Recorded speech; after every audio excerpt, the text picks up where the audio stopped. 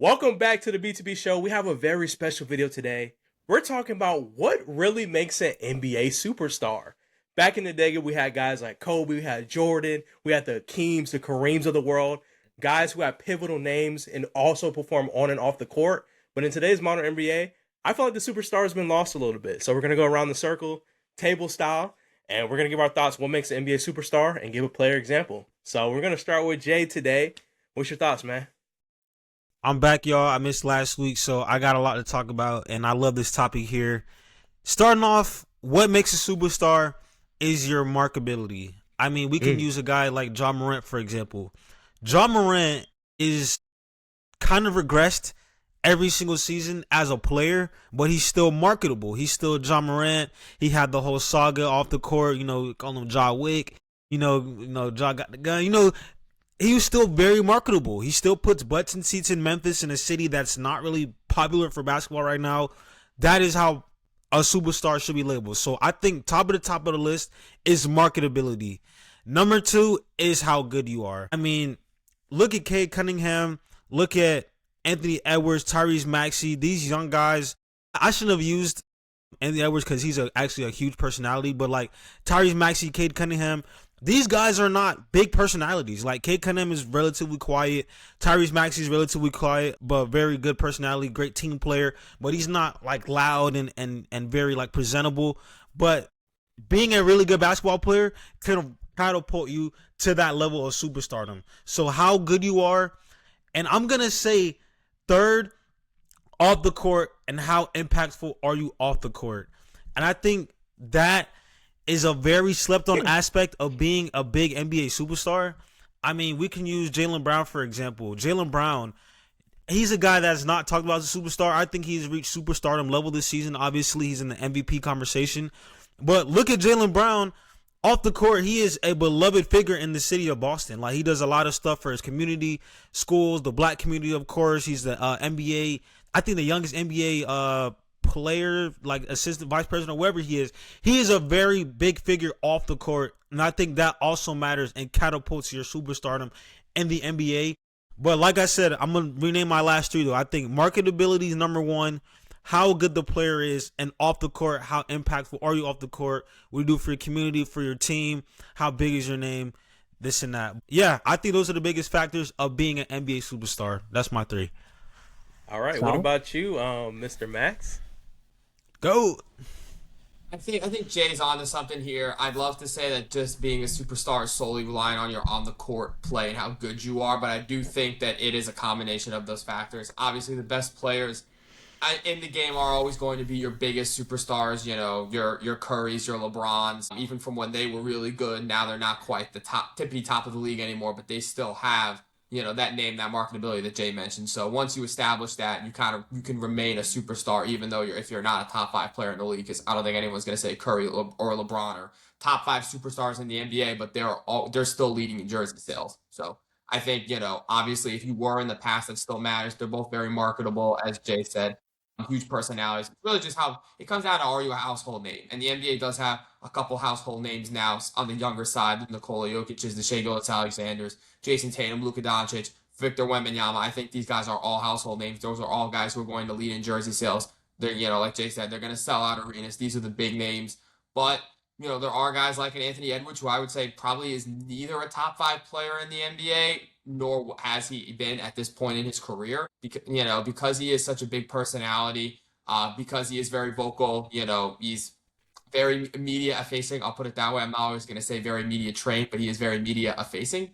He definitely won't shy away from the spotlight. He's someone who's tried to embrace that, and he's still a top 10 player in the NBA, I would say that. So I think Anthony Edwards is an example of you don't have to be in the MVP conversation, because I would not say he's in the MVP conversation this year. Again, doesn't mean he's a bad player, but I think he's an example of, if you really do embrace the spotlight and you can, you do what he's doing on the court in terms of just being a good enough player, top 10 is good enough in this case. If you can pull that off, then you're still a superstar. I don't know if I'd say Ja Morant's a superstar. I think that ship has long sailed. When you do the sketchy stuff that he does, you become a household name for the wrong reasons. So I might say people know him, but not because he's an NBA superstar. So I agree with that, but I think everything else, Jay hit the nail on the head. For sure. Yeah, I agree. I think everybody kind of said their piece. And I want everybody, with my take, I want everybody to take what they said and really let it digest, because what they said is very true. Addendum. What I'm going to add to that is what also makes these superstars is these moments within the games. These moments within the games where we're coming down the clock, the last 50 seconds of a game or so. Best person on the floor is dribbling out the ball, make the shot, get the crossover, boom, hits the three. The series goes to the next round. Something of that caliber, or the game moves on, or something like that. I would arguably say this, and I'm only bringing this up to example because I literally just brought up this kind of moment step by step, Jalen Brunson. I feel like that superstar moment for him was that Detroit series when he walked down Sahar Thompson and he then bumped him off a little bit, and then he hit that three at the end to seal the series. So I feel like a combination of with everything that everybody said, what you do with your community, what you do for your people, what you perform on the court, who you are, all of these things do apply to be a superstar, but the main thing that does it are these moments on the court. What are you doing for your team? Are you scoring the basketball in crucial moments, or are you dribbling the air out the fucking ball? What are we doing? Right? Also, to say this, Anthony Edwards has purely become the face of the league because of how marketable he is. So and I would arguably say, even though he's a 7'9" Frenchman from somewhere else, Anthony Edwards is a little more marketable than Victor Wembanyama. He might be in a smaller market, but he's the best American player that we have. Cade, Tyrese Maxey, Jalen Brunson, Paolo Banchero. None of them touch him. That's my take. Yeah, I think I'll close this off here. I think one of the biggest things that makes a superstar player is being iconic. Like, when we think about the top players in NBA history, they all have iconic moments. Think about Allen Iverson. He changed the culture of the game off the court. The way you walk around, present yourself, wearing chains, wearing crazy clothes. We see that culture now in today's NBA players with guys like SGA, who's always put on a crazy fit, and guys like that. Really, the whole Thunder team, they always put on crazy fits. Like we said, off culture.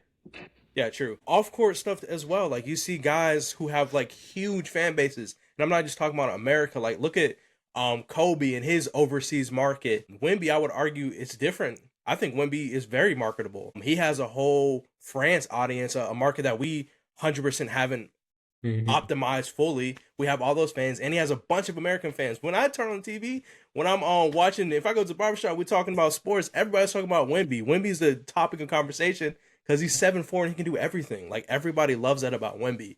So when I think about that, and like you said too, I think you brought up a good point, Omar, about like iconic moments in game define guys. Like LeBron James, King James, got the King James celebrations too. King James got the crown celebrations, got the pat it down, dunk on you, everything. D Wade, the Flash. He had his time in the superstar moments. I think nicknames are a big part of it as well. But just your persona on and off the court. And I think in today's NBA, it kind of gets lost a little bit because we're at the end of like fading away such a generational level of talent going away of the Russell Westbrooks, the LeBrons, the Currys, the Kevin Durant's of the world, who we got to watch for years, Paul George's of the world as well, in his prime. Like, I think this generation, we're just trying to establish a new brand of basketball. And I agree on the Cade thing. I think Cade is right there. Like, I see Cade lead the NBA. I see like a whole, like half of the NBA world, not maybe more than half of the NBA world connected with Cade Cunningham and the Pistons this year. Like, yeah, they had a lapse of judgment where he shot 5 for 25, absolutely crazy. But people are watching Pistons games now. We weren't saying that a year or two ago. Same with OKC. Nobody was really watching. Well, I'll take a break. Obviously, at the Russell Westbrook age and stuff like that. But like, it had a little bit of a lapse between those years, and then you got SGA coming up. He has some bad years, but then you start building and developing, and he brings that culture back too. So I think you also have these guys who are able to revive franchises as well. That's what makes a superstar player. Tyrese Halliburton. Like, the whole world was connected to Tyrese Halliburton. We were all playing through him in the playoffs when your teams got eliminated. We wanted to see him be OKC, like the underdogs. Like, I think having that mentality and just living up to those moments. Besides you guys, sorry. When we got to the finals, bro, just saying, sorry. A large percentage of people. But anyways, If I had to give an example of a superstar player, and I agree with Max on this one too, like some players are just more nonchalant and relaxed about it. The most casual superstar right now is Jokic. Like, as far as just basketball standpoint, he's one of the most talented players I've ever seen. Probably a top 2 center I've ever watched and ever seen in the history of the game. What he does historically on a night-to-night basis. And nobody really talks about it because he's a quiet guy who likes to talk about his horses. He's not doing 150 commercials every summer. So when I think about superstars, I think there's a lot of different tiers.